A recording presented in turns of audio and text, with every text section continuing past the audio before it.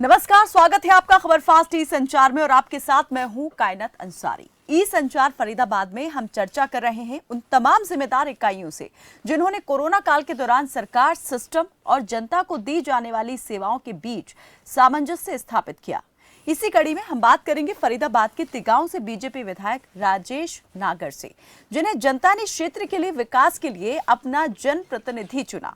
जनप्रतिनिधि होने के नाते कोरोना काल में उन्होंने किस तरह अपनी जिम्मेदारियों का निर्वाह किया, विकास को कितनी रफ्तार दी और कोरोना के कारण समय समय पर खड़ी होने वाली चुनौतियों से कैसे निपट रहे हैं, इस पर करेंगे सीधी बात तिगांव से बीजेपी विधायक राजेश नागर के साथ।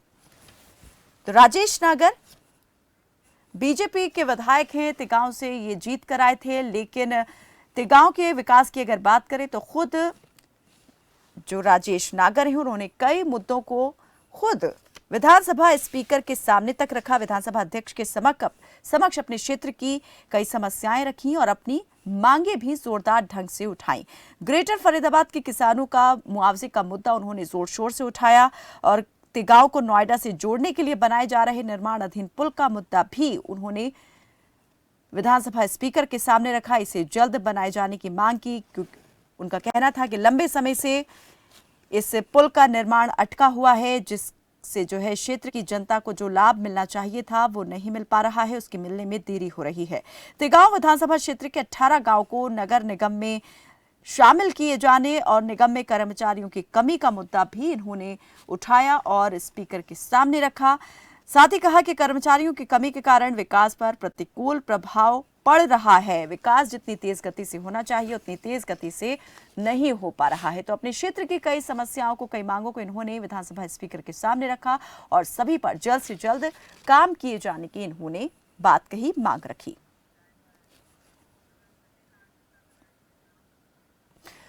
तो तिगांव से बीजेपी विधायक अपने क्षेत्र का कितना विकास करवा पाए हैं, कोरोना काल के दौरान कितनी चुनौतियां इनके सामने खड़ी हुई, क्योंकि अभी भी कोरोना हमारे बीच से गया नहीं है। अभी भी कोरोना महामारी जो है वो भेष बदल बदल के, रूप बदल बदल के सामने आ रही है। इस बीच भी कौन कौन सी चुनौतियां सामने खड़ी हुई हैं, विकास की रफ्तार पर इनका क्या प्रभाव पड़ा है, इस सब पर हम बातचीत करेंगे। हमारे साथ जुड़ गए हैं बीजेपी के विधायक तिगांव से, जो बीजेपी के विधायक हैं राजेश नागर। बहुत बहुत स्वागत है सर आपका हमारे साथ इस ई संचार में जुड़ने के लिए। जी सर, सबसे पहले तो हम आपसे यही जानना चाहेंगे, जब कोविड शुरू हुआ उस वक्त जो है किस तरीके से समस्याएं पैदा हुई, कौन कौन सी परेशानियां आपके सामने खड़ी हुई और कैसे आपने उन सब पर काम किया?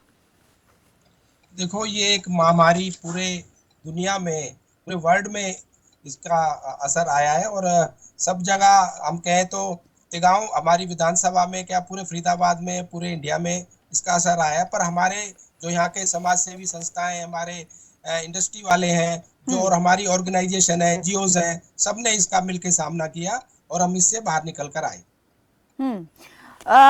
कितनी मुश्किल हुई आपको अपने क्षेत्र के लोगों से बातचीत करने में, उनके बीच पहुंचने में, क्योंकि एक जनप्रतिनिधि जो है वक्त वक्त पर लोगों के बीच पहुंचता है, क्षेत्र की जो समस्याएं होती हैं उनको देखता है। लेकिन जब लॉकडाउन हुआ सभी लोग अपने अपने घरों में कैद हो गए, उस दौरान किस तरीके से आपने अपने क्षेत्र को देखा, जाना और उस पर काम किया?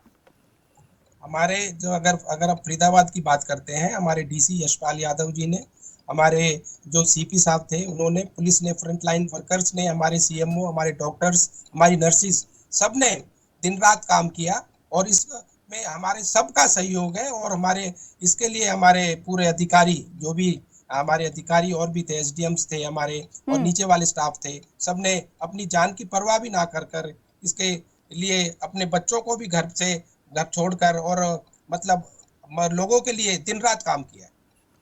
लेकिन जब ये महामारी शुरू हुई और ये पता चला कि अब संपर्क जो है वो नहीं किया जा सकता है, आपस में भीड़ भाड़ नहीं की जानी चाहिए, तो ऐसे में आपको क्या लगा उस वक्त, कैसे आपको काम करना है, क्योंकि पूरी तरीके से काम करने का तरीका जो है वो उस वक्त बदल गया था? हम सारे लोग, जो हमारे अधिकारी और हमारे जनप्रतिनिधि और हमारे ऊपर के भी सीएम और हमारे मंत्री, सारे वीसी से हम जुड़ते थे और डेली अपडेट लेते थे कि भाई आज क्या हुआ और उसमें कितने हमारे केसेस आए और कितने हमारे लोगों को बेड मिला, नहीं मिला। इस तरह से हमारी एक साइट बनी हुई थी, उसमें सारे हम जनप्रतिनिधि और अधिकारी जुड़े हुए थे। लेकिन अगर स्वास्थ्य सेवाओं के क्षेत्र की बात की जाए तो इस क्षेत्र में बहुत ज़्यादा कमियां खामियां जो हैं वो उजागर हुई थी उस दौरान में, जब लोगों को अस्पताल में बेड्स नहीं मिल पा रहे थे, एडमिशन नहीं हो पा रहा था लोगों का, मरीजों को दवाएं नहीं मिल पा रही थी। तो ऐसे में ये समस्या जो है बहुत बड़ी हो गई थी, विकराल हो गई थी। आपने इस समस्या को कैसे लिया, क्या निदान इसके लिए किया गया, कैसे आपने इसको सॉर्ट आउट किया? हमारे जो भी हमारे सीएमओ है, हमारे फरीदाबाद के, हमारे बहुत सारे हॉस्पिटल्स हैं, मेट्रो, एशियंस, एसएसबी और सर्वोदय, सब जितने भी हमारे हॉस्पिटल्स ने, हमारे जितने भी यहाँ के लोगों को अगर कोई भी दिक्कत आई, सबने मदद की। थोड़ी दिक्कत हमारे इस फरीदाबाद में इसलिए भी आई कि यहाँ से हमारे नोएडा से भी और दिल्ली से भी काफ़ी लोग हमारे फरीदाबाद में आए, पर उसको भी हमने सबने मिलकर, सब सारे अधिकारियों ने और हमने मिलकर उसको दूर किया। और अब देख रहे हैं कि हम इस फर्स्ट वेव और सेकंड वेव से बाहर निकलकर आ चुके हैं। बिल्कुल, हम फर्स्ट और सेकेंड वेव से तो बाहर आ चुके हैं, लेकिन अभी थर्ड वेव जो है वो लगातार अपना विकराल रूप जो है दिखा रही है। तेजी से संक्रमण एक बार फिर से फैलना शुरू हो चुका है। इसको लेकर एक बार फिर पाबंदियां जो हैं वो लगाई गई हैं, सख्ती बरती जा रही है। ऐसे में लगातार बीच बीच में ये कहें कि हर्डल्स आ रहे हैं, जो विकास परियोजनाएं समय पर पूरी हो जानी चाहिए थी वो भी अटक रही हैं। खुद आपने इस बात का जिक्र किया विधानसभा अध्यक्ष के सामने कि जो निर्माणाधीन पुल है, जो तिगांव से ग्रेटर नोएडा को जोड़ने वाला है, वो अभी तक पूरा नहीं हो पाया है। उसके बारे में हम जानना चाहेंगे कि कितना वक्त जो है उस पुल को बनते हुए हो गया है, कब तक पूरा हो जाना चाहिए था और अभी क्या लगता है कब तक पूरा हो जाएगा? कि खुद आपने कहा कि बहुत देरी हो गई है। एक्चुअली ये जो कोरोना की वजह से हमारी जो लेबर वगैरह यहाँ से चली गई थी, वो आई है दोबारा वापस, और उसका डिज़ाइन भी हमने 2 बार चेंज किया है, उसमें भी थोड़ा समय लगा है। और आप देखते हैं कि इस बार जो है बारिश बहुत ज़्यादा हुई, बल्कि अभी भी बारिश चल रही है, और बारिश के समय में वहाँ पर काम नहीं हो पाता क्योंकि यमुना के ऊपर वो पुल बन रहा है। तो इसी वजह से थोड़ी सी डिले हुई है, और वो जल्दी 5-6 महीने में बनकर तैयार हो जाएगा। लेकिन सर, आप कह रहे हैं कि बारिश की वजह से अभी नहीं बन पा रहा है। जब कोई भी प्रोजेक्ट नया शुरू किया जाता है, ये सारी चीज़ें ध्यान में रख के ही उसकी एक समय सीमा निर्धारित की जाती होगी कि इतने वक्त में इसको बनकर तैयार हो जाना चाहिए। हम आपसे ये जानना चाहेंगे, हम ही नहीं आपके प्रदेश की जनता भी ये जानना चाह रही है, आपके हल्के की जनता ये जानना चाहती है कि कितने वक्त में इसको बन के तैयार हो जाना चाहिए था और अभी कितना वक्त लेट हो गया है? देखो, ये कोरोना का जो ये टेंडर उसका पहले हो चुका था। ये पता नहीं था कि कोरोना भी एक महामारी, एक विकार रूप लेगी। पर ये हमारे जो बारिश भी इस बार आप देखेंगे कि 70 साल का रिकॉर्ड हुआ है कि अक्टूबर तक भी बारिश होती रही, और एंड ऑफ अक्टूबर तक, और अब जनवरी में भी बारिश हो रही है। तो एक्चुअली बारिश में इसका काम धीरे हो जाता है, और नहीं क्योंकि पानी यमुना में आ जाता है, तो इस वजह से काम डिले हो गया। हमने अब एक डेडलाइन रखी है, कॉन्ट्रैक्टर से हमारी लगातार बात चल रही है, तो उसने पहले मार्च बोला था, अब मई जून तक इसको कंप्लीट करने का एक डेडलाइन दी है हमें। इसके अलावा मैं ये भी आपसे जानना चाहूंगी कि ये जो बीच बीच में सख्ती बढ़ जाती है, पाबंदियां लगा दी जाती हैं, इसमें काम करने में कितनी आपको दिक्कत हो रही है, दुश्वारी हो रही है? जो एक आपका विजन है, जो प्राथमिकताएं हैं, उनके आड़े कैसे आ रहा है ये कोरोना? देखो, ये तो पूरे दुनिया में, पूरे वर्ल्ड में, ये कि हमारे हरियाणा या फरीदाबाद में नहीं है, ये पूरे दुनिया इससे लड़ाई लड़ रही है, और इसमें सब लोगों का हमें सहयोग मिल रहा है। हमारे इंडस्ट्रियलिस्ट हैं, हमारे एनजीओज हैं, हमारी कई संस्थाएं हैं, और वो सब लोग मिलकर काम कर रही हैं। और इसमें सब लोगों में अवेयरनेस भी अब आ चुकी है कि भाई इस मास्क पहनकर जाना बाहर, और डिस्टेंस मेंटेन करना, और ज्यादा जरूरी होने पर ही घर से निकलना। इस तरह से अब सब लोग इसको एक अपना लिया। सब लोगों ने, पहले स्टार्टिंग में थोड़ी बहुत दिक्कत आई थी, पर अब सब लोगों ने इसको एक अपना लिया है, और अब उसी तरह से सब लोग इसको टैकल कर रहे हैं। बिल्कुल, ये तो है ही, लेकिन हर एक परेशानी से, समस्या से निकलने का एक स्मार्ट वे जो है वो भी अपनाया जाता है। हम ये जानना चाहेंगे कि आपकी तरफ से वो कौन सा स्मार्ट वे रहा जिससे आप बासानी इन सभी समस्याओं से बाहर निकले, अपने काम काज को आपने सुचारू रूप से करना शुरू किया, और अब जो है आप महसूस करते हैं कि अब ज़्यादा दिक्कत नहीं हो रही? देखो, पहले वेव में थोड़ी दिक्कत आई थी, और सेकंड वेव में उससे थोड़ी और ज्यादा दिक्कत आई थी। पर ये जो अब चल रहा है, ये इसमें हम इसको थर्ड वेव नहीं कह सकते।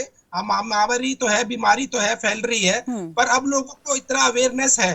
पहले लोग बहुत डरे हुए थे थोड़ा सा अगर ऑक्सीजन का लेवल कम हो जाता था तो हॉस्पिटल की तरफ भागते थे। अब आप देखेंगे कि हॉस्पिटल में बहुत कम पेशेंट जा रहे हैं जो जिनको ये बीमारी हो रही है। हमारे फरीदाबाद में तो 5% से ज्यादा लोग नहीं जा रहे जिनको भी कोरोना हुआ है कि वो हॉस्पिटल, वो घर पे ही रहकर इसका इलाज कर रहे हैं और घर पे ही रहकर उससे निकल भी रहे हैं। और ये पहले से इतना, जो पहले फर्स्ट वेव और सेकंड वेव में जो ये था उससे ये बहुत माइल्ड है और इस वजह से घर में लोग रहकर इसका उपचार कर रहे हैं और इस बीमारी से निकल रहे हैं। बिल्कुल, लोग उपचार कर रहे हैं, बाहर भी निकल रहे हैं, पहले से ज्यादा जागरूक और सजग भी हुए हैं। लेकिन इस सब के बीच हम ये भी आपसे जानना चाहेंगे कि जो स्वास्थ्य सेवाएं हैं उनमें कितना सुधार हुआ है बनिस्बत पहले और अब। देखो, अब मेरे विधानसभा की बात करें तो इतिगांव में हमारा जो हॉस्पिटल है उसमें ऑक्सीजन प्लांट बनकर तैयार हो चुका है, उसका जल्दी उद्घाटन होने जा रहा है। इसी तरह से खेड़ी में हमारा जो हॉस्पिटल है उसमें भी ऑक्सीजन प्लांट हमारा बनकर तैयार हो चुका है। और इसी तरह से काफी जो हमारे अभी बीके हॉस्पिटल जो था हमारा फरीदाबाद का जो सबसे बड़ा हॉस्पिटल है उसमें भी ऑक्सीजन प्लांट चालू हो चुका है। तो इस तरह से डॉक्टर्स भी जो है अब पहले से ज्यादा, जो पहले डर गए थे हमारा स्टाफ थोड़ा बहुत कि भाई ये एक महामारी बड़ी बीमारी है, उसके उनको निकल कर बाहर आ चुके हैं क्योंकि उन्होंने झेला है, फर्स्ट वेव को भी झेला है, सेकंड वेव को भी झेला है। तो अब ये इस तरह से किसी के अंदर अब पैनिक या डर वाली स्थिति नहीं है और काफी इस पे और काम भी चल रहा है। अभी जैसे हमारे कल मंत्री जी, जो हमारे स्वास्थ्य मंत्री विज जी ने 300 के करीब एम्बुलेंस सब हॉस्पिटलों को पूरे हरियाणा में दी है। इस पर पूरी तरह से हमारी सरकार काम कर रही है। तो आपको लगता है जो ये पेशेंट एम्बुलेंस जो दी गई सौगात प्रदेश भर को, इससे बहुत ज़्यादा जो है फ़र्क पड़ने वाला है, बहुत ज़्यादा सुधार इससे आएगा, लोगों को जो दिक्कतें पहले आ रही थी वो नहीं होंगी? बिल्कुल बिल्कुल। सर, लेकिन एक जो बड़ी समस्या, जैसे खुद यहाँ पर स्वास्थ्य मंत्री अनिल विज ने भी कहा, जानकारी दी कि जो नर्सिंग स्टाफ है, डॉक्टर्स हैं, उनकी भारी कमी जो है अभी भी बनी हुई है। वक्त वक्त पर भर्तियां होती हैं लेकिन अभी पर्याप्त नहीं हो पाए हैं डॉक्टर, जितनों की ज़रूरत है, जितना नर्सिंग स्टाफ होना चाहिए वो अभी नहीं हुआ है। तो आपके क्षेत्र में ये समस्या कितनी गंभीर है और इस पर आप किस तरीके से काम कर रहे हैं? कितनी बार आपकी तरफ से ये बात जो है, ये मुद्दा उठाया गया है? वैसे तो ज्यादा स्टाफ की कमी फरीदाबाद में नहीं है, पर स्टाफ अगर कहीं कम है तो हमारी सरकार ने कई बार इनकी भर्तियां की है, पर लोग कोर्ट चले जाते हैं, उसकी वजह से दिक्कत आती है, तो ये भर्तियां रुक जाती हैं। तो हमारे फरीदाबाद में इस तरह की कोई प्रॉब्लम नहीं है, यहाँ पर सफिशिएंट हमारा स्टाफ है, डॉक्टर्स भी हैं और यहाँ कोई इस तरह की दिक्कत नहीं है। लोग जो हैं वो अभी भी रोजगार की समस्या से जूझ रहे हैं, लोगों की नौकरियां बहुत लोगों की गई हैं और अभी भी कामकाज जो है सही तरीके से पटरी पर नहीं आ पाया है। उसके बाद में फिर से अभी जिस तरीके से हम देख रहे हैं कि नाइट कर्फ्यू है और वीकेंड कर्फ्यू भी यहाँ पर लगता है, तो इससे और परेशानी बढ़ गई है। इसे आप किस तरीके से देखते हैं, क्या मानते हैं, कैसे इसका समाधान हो सकता है? तो इसके लिए हमने 4-5 जगह रोजगार मेले लगाए हैं और पहले तिगांव में लगाया था, फिर हमारा ये पल्ला में लगा, अभी तिलपत में लगा। इस तरह के मेले हम लगाते जा रहे हैं और हमने 1000 के करीब, 1000 से ज्यादा युवाओं को नौकरियां दिलाई हैं और इस तरह के रोजगार मेले हम लगातार लगाते रहेंगे गांव-गांव में जाकर, जिससे हमारे युवा जिनको रोजगार की दिक्कत है या रोजगार नहीं है उनको रोजगार मिले, और इस पर हम बहुत तेजी से काम कर रहे हैं। शिक्षा की अगर बात करें तो स्कूल देखा जाए तो बहुत लंबे वक्त से बंद चल रहे हैं, बीच बीच में थोड़े वक्त के लिए खुलते हैं लेकिन फिर से बंद हो जाते हैं। पेरेंट्स भी आपने देखा कि परेशान घूम रहे हैं क्योंकि जो नियम 134A है उसके तहत निजी स्कूलों ने दाखिला नहीं दिया है। एक तरीके से कोरोना की मार ही यहाँ पर कहेंगे कि हर एक पर पड़ रही है। तो ये जो समस्या है शिक्षा के क्षेत्र से जुड़ी, ये अलग अलग रूपों में सामने आ रही है। स्कूल, जो सरकारी स्कूल है उनकी अपनी अलग समस्याएं हैं, शिक्षकों की अलग समस्याएं हैं, निजी स्कूलों से जुड़ी लोगों की अपनी शिकायतें हैं, समस्याएं हैं। तो इस पर कैसे आप ध्यान दे रहे हैं? क्या इस बाबत जो है कोई बातचीत आपकी हो पाई है? कोई खाका तैयार करेगी इस पर आगे सरकार की, इस तरह की समस्याएं दोबारा से ना हो? अभी हमारे शिक्षा मंत्री ने इसके बारे में अभी एक मीटिंग बुलाई थी और सारे उसमें अधिकारी थे। तो ये जो हायर क्लासेस है 5th से ऊपर की या 8th से ऊपर की, इनके स्कूल जल्दी खोल दिए जाएंगे अगर ये कोरोना की वेव जो है, जो अब धीरे धीरे कम होती जा रही है, जो पहले केसेस आ रहे थे और उसमें कमी दिखाई दे रही है, और उसी तर्ज पे अगर ये कम होते चले गए तो जल्दी ये स्कूल खोल दिए जाएंगे। आप कह रहे हैं कि जल्द ही स्कूल खोल दिए जाएंगे, लेकिन अब जैसे मैंने कहा कि बीच बीच में स्कूल खुले भी, जब संक्रमण की दर कम हुई और पॉजिटिविटी रेट में कमी आई तो उसके बाद स्कूल खुले, लेकिन जैसे ही संक्रमण फैला फिर से स्कूल बंद कर दिए गए। यहाँ पर कैसे देख रहे हैं कि आखिर बार बार ऐसा क्यों हो रहा है? क्या कमी यहाँ पर आप देख रहे हैं? क्या नीतियों में कमी है यहाँ पर, या फिर दूरदर्शिता की कमी है? एक्चुअली क्या है, अगर केसेस बढ़ते हैं तो सरकार को प्रिकॉशंस तो लेने पड़ेंगे, क्योंकि अगर स्कूल में बच्चे आते हैं उससे अगर ये एक दूसरे से फैलता है, आपको पता है, तो अगर फैलता है तो इसमें दिक्कत आती है कि एक से दूसरे बच्चे को, और पेरेंट्स भी बीच में हमने जब स्कूल खोले तो बहुत पेरेंट्स ने अपने बच्चों को अलाउ नहीं किया, थोड़ा डर की वजह से या और कुछ कई कारण रहे होंगे, अपने बच्चों को स्कूल कम भेजा। तो उस वजह से फिर ऑनलाइन पढ़ाई चल रही है बच्चों की, ज्यादातर सभी स्कूलों में तो घर पे पढ़ाई कर ही रहे हैं बच्चे, और ये महामारी जल्दी ही हम इससे निकल कर आ जाएंगे। सर, क्या आप ये मानते हैं कि जब वैक्सीनेशन स्टार्ट हुआ तो वैक्सीनेशन होने में काफी यहाँ पर जो है लापरवाही बरती गई? जो शिक्षकों का वैक्सीनेशन पहले ही हो जाना चाहिए था वो नहीं किया गया। अब उस बात की तरफ जो है ज्यादा गौर फिक्र किया जा रहा है, ध्यान दिया जा रहा है।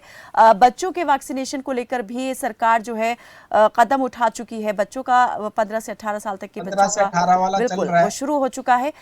तो ऐसे में आप मानते हैं कि इससे बहुत ज्यादा अब स्थिति कंट्रोल में आ जाएगी और अब बार बार जैसे स्कूल पहले देखने में आया कि बंद करने पड़े, अब नहीं करने पड़ेंगे? देखो, पहले अवेयरनेस कम थी, लोगों में जागरूकता कम थी, पहले कुछ लोग डरे भी होते वैक्सीनेशन से, पर जैसे ही सेकंड वेव आई ज्यादातर सभी लोगों ने वैक्सीनेशन कर ली है। और बहुत कम, आप अगर कई वो देखेंगे, डिस्ट्रिक्ट देखेंगे, कई वो देखेंगे तो वहाँ 100% तक वैक्सीनेशन हो चुकी है, फर्स्ट भी और सेकंड भी।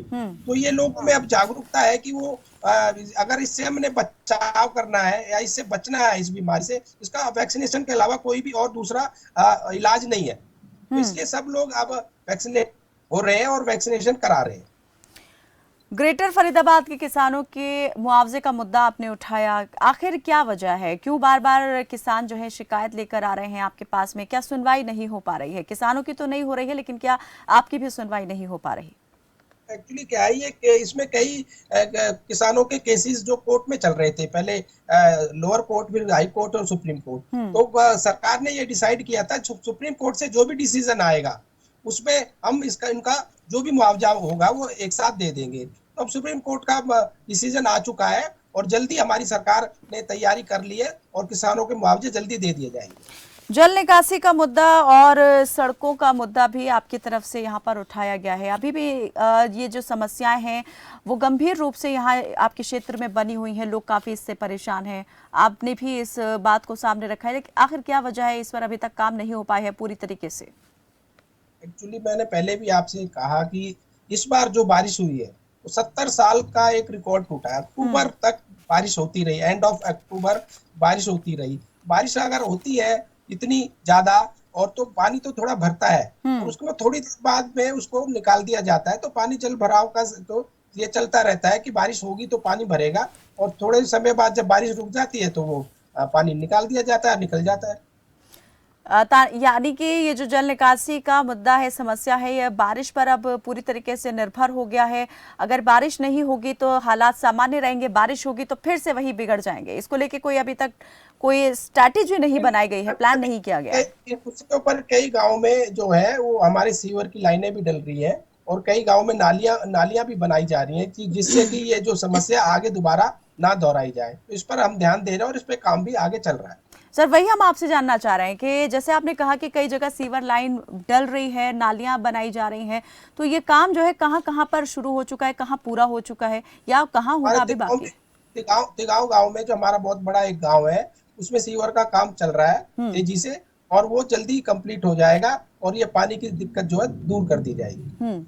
प्राथमिकता जो है वो अभी आपकी क्या क्या रहने वाली है? क्योंकि अभी कोविड जो है वो पूरी तरीके से गया नहीं है। आप काम जो है अभी किस प्रकार से अपना देख पा रहे हैं? अपने क्षेत्र के लोगों के बीच में आप कितने कितने वक्त में जा रहे हैं और समस्याएं अभी वहां की आप कितनी देख पा रहे हैं? देखो, आने वाले टाइम में जो है हमारा जो ग्रेटर फरीदाबाद है एक नया सिटी बनने जा रहा है और इसमें काफी पॉपुलेशन आ गई है और आने वाले टाइम में और भी लोग काफी आ जाएंगे। यहाँ नए हाई राइज सोसाइटीज बन रही हैं, नई हमारे सेक्टर्स आ रहे हैं तो उनके लिए बिजली की दिक्कत ना है, इसलिए कई सब स्टेशन, दो तो हमारे सब स्टेशन का काम चल रहा है, एक तो कंप्लीट हो ऑलमोस्ट हो चुका है और एक जल्दी 1-2 महीने में कंप्लीट हो जाएगा। 2-3 सब स्टेशन और आ जाए बिजली की, जिसलिए गर्मी आती है तो थोड़ी बिजली की दिक्कत आती है, वो दिक्कत ना हो। और इसके लिए कनेक्टिविटी के लिए भी हमारा काम बहुत तेजी से चल रहा है, क्योंकि फरीदाबाद 3 पार्ट में बटा हुआ है। एनआईटी बीच में सेक्टर्स आ जाते हैं, फिर उसके बाद ग्रेटर फरीदाबाद। तो इसको भी एक कनेक्टिविटी करने के लिए ना, क्योंकि अगर ये 2 किलोमीटर के पैच में हमें जाना पड़ता है तो उसमें 10 से 15 मिनट लग जाते हैं। तो एक एलिवेटेड रोड हम बनाने जा रहे हैं, उसकी डीपीआर जल्दी बनकर तैयार हो जाएगी, जिससे 5 मिनट में और 2-3 मिनट में हम एनआईटी चले जाएं और एनआईटी से ग्रेटर फरीदाबाद आ जाएं। और इस तरह से हम आगे भी एक स्टेडियम हमारा एक जल्दी हमारे ग्रेटर फरीदाबाद में बनने जा रहा है।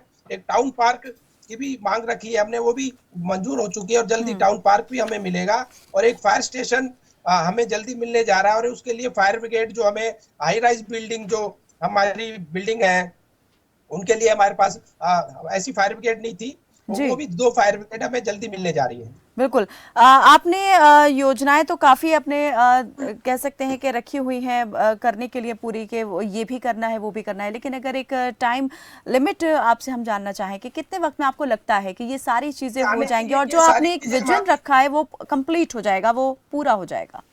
इसी साल में ये सारी जो हमारी ये है ये पूरी हो जाएंगी। जो जितनी डिमांड्स मांगे रखी है सारी पूरी हो जाएंगी। और जो समस्याएं जिन पर अभी हमने बात की, उन समस्याओं को लेकर क्या कहना चाहेंगे? ये समस्याएं कब तक आप दूर करने वाले हैं? 1 साल के अंदर अंदर ये जो भी हमने मांगे रखी है तो पूरी हो जाएंगी। और ये हमारा पुल का एक बहुत बड़ी, एक हमारे मजावली वाले पुल की एक बहुत बड़ी मांग है, क्योंकि हमारी जो रिश्तेदारियां हैं, हमारे जो लोग ज्यादा यूपी में रहते हैं और यूपी वालों के इधर हमारे हरियाणा में रहते हैं, तो हमें दिल्ली होते हुए, नोएडा होते हुए जाना पड़ता है, 1 से 2 घंटे लग जाते हैं। तो यहाँ से हम जाएंगे 10 से 15 मिनट लगेंगे, तो ये हमारे को 5-6 महीने में पुल बनकर तैयार मिल जाएगा। आपदा में अवसर की एक बात कही जाती है, तो इस आपदा में आप कैसे देखते हैं कि अवसर जो है वो क्या रहे और चुनौतियां जो हैं वो कौन सी रही? देखो, चुनौती तो बहुत बड़ी थी। ये 100 साल के बाद इस तरह की एक महामारी, एक बीमारी आई है पूरी दुनिया में, वर्ल्ड में। तो इसमें हमारे सभी लोगों ने मिलकर काम किया। हमारे सरकार ने भी, हमारे अधिकारियों ने भी, हमारे जनप्रतिनिधियों ने भी, एनजीओज ने भी, और कई संस्थाएं, सारी लोग आए। जैसे हमारे गुरुद्वारे थे कई, उन्होंने 40-40, 50-50 हजार लोगों का खाना एक एक दिन में बनाया और सबने मिलकर काम किया। और सबकी इसमें हम कहेंगे सबका हमें साथ मिला। और इस बीमारी ये अवसर था जन भागीदारी, जन सहभागिता का, और सभी लोगों ने अपना भरपूर योगदान जो है यहाँ पर दिया है। बहुत बहुत शुक्रिया सर, हमारे साथ इस बातचीत में जुड़ने के लिए और अपना कीमती समय हमें देने के लिए। तो ये थे तेगांव से बीजेपी के विधायक राजेश नागर, जिनका साफ तौर पर कहना है कि चुनौती भले ही बहुत बड़ी थी, लेकिन उस चुनौती का सामना जो है न सिर्फ सरकार और प्रशासन ने डटकर किया, बल्कि आम लोगों ने भी और सामाजिक संस्थाओं ने भी इस चुनौती का सामना डटकर किया है। चुनौती अभी खत्म नहीं हुई है, लिहाजा सभी को अभी सतर्कता बरतने की जरूरत है, क्योंकि आपकी सतर्कता ही बचाव है। फिलहाल के लिए मेरे साथ बस इतना ही। आप देखते रहें खबर फास्ट। नमस्कार।